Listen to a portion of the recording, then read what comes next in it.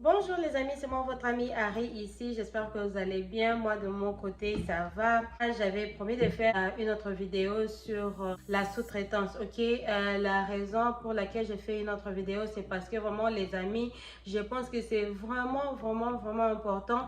Et j'ai vraiment compris en parlant avec vous, en parlant avec beaucoup de nos amis qui déjà ont leur entreprise de nettoyage, vraiment les difficultés qu'ils ont par rapport à trouver les clients et j'y ai pensé, je me suis dit vraiment que non, en tout cas la sous-traitance c'est la meilleure façon de faire. Parce que dernièrement j'ai eu beaucoup de gens qui m'ont contacté et qui vraiment sont en train de chercher du travail et je me suis dit que je peux utiliser la main d'œuvre, n'est-ce pas? Et puis je suis allée dans mes anciens emails, je suis allée voir mes contacts, les gens avec qui j'étais entrée en communication lorsque j'ai faisais la sous-traitance avec cette grande compagnie avec beaucoup de bâtiments que j'avais mentionné la dernière fois.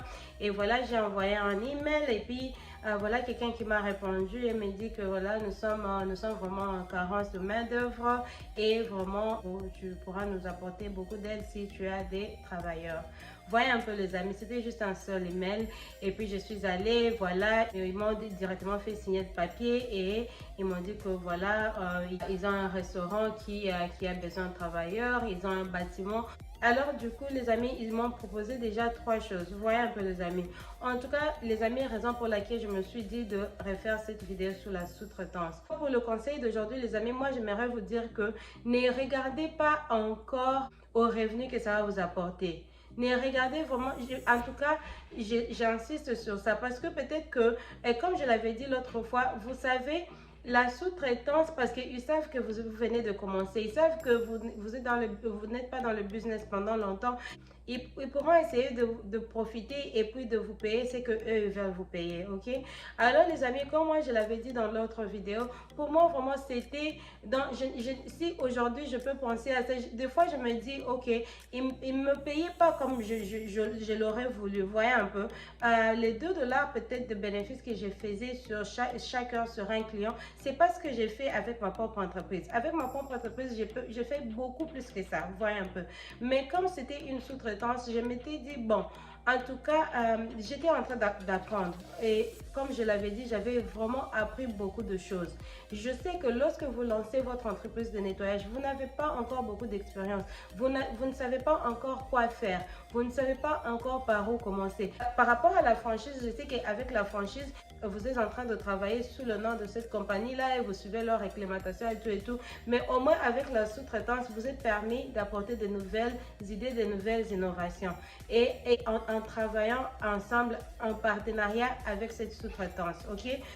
Pour moi, ce que je peux vous conseiller, c'est vraiment d'accepter ce qu'ils vont vous offrir. Aussi longtemps que vous êtes à mesure de couvrir les dépenses et tout. Parce que moi, j'avais fait mes calculs et je leur avais proposé parce que la première fois, lorsqu'on avait fait les calculs, c'était tombé presque net. Je m'étais dit que voilà, je dois faire quand même 1 ou 2 $ à l'heure à chaque employé. Ok, bien sûr que c'était beaucoup de travail, mais par rapport à mes calculs, je m'étais dit que voilà, avec ça, je suis en mesure de couvrir leurs payes, leurs assurances et puis toutes les réglementations de l'État.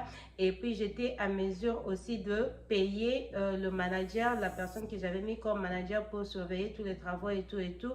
Et des fois les amis, je vous dirais que peut-être le 2 ou 3 semaines lorsqu'on s'était lancé, c'était vraiment différent, c'était vraiment difficile parce que moi-même j'y allais chaque jour et je ne pouvais même pas compter mes heures pendant ces temps-là parce que je m'étais dit qu'après tout je suis en train d'apprendre, je suis en train de voir, voyez un peu. Et voilà les amis, aujourd'hui ça paye.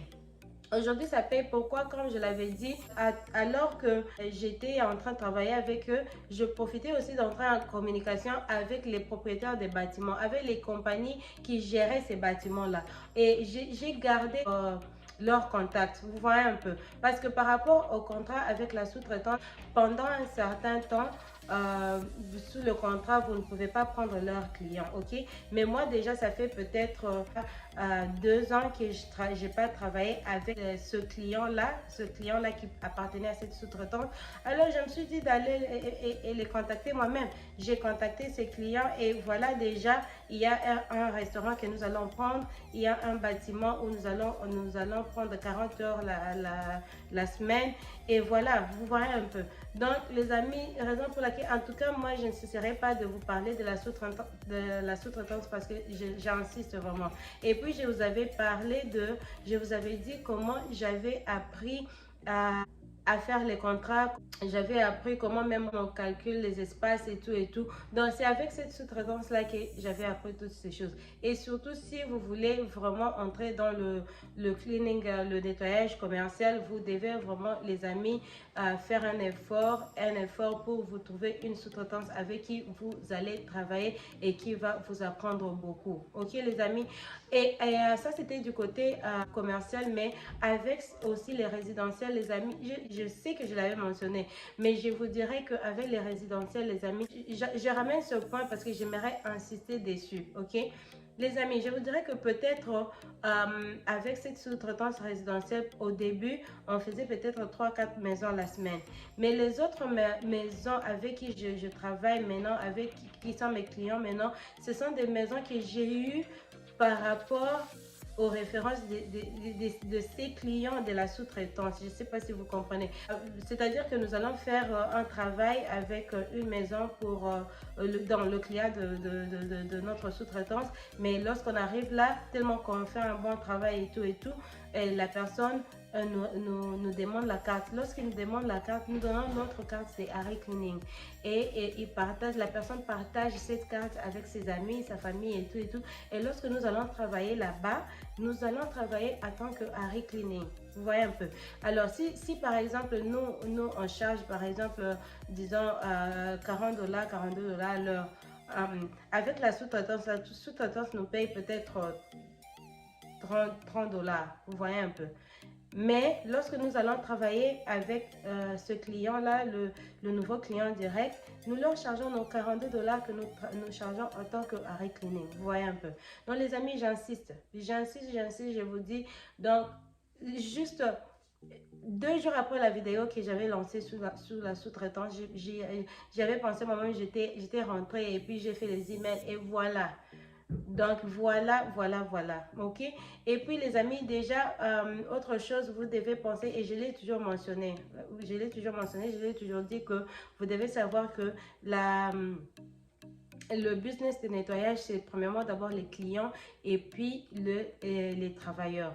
En tout cas, si vous voulez vous faire l'argent dans la sous-traitance, vous devez travailler avec les autres.